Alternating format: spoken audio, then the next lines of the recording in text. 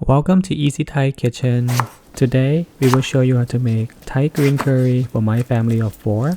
This recipe is super easy and can be done in under 20 minutes.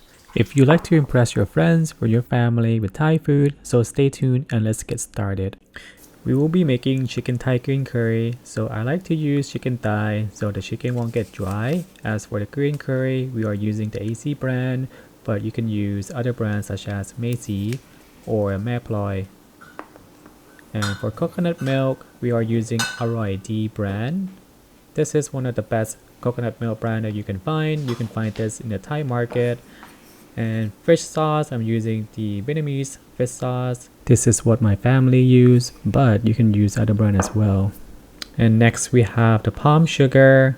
If palm sugar is not available nearby your market, please feel free to use brown sugar. Alright, let's get cooking.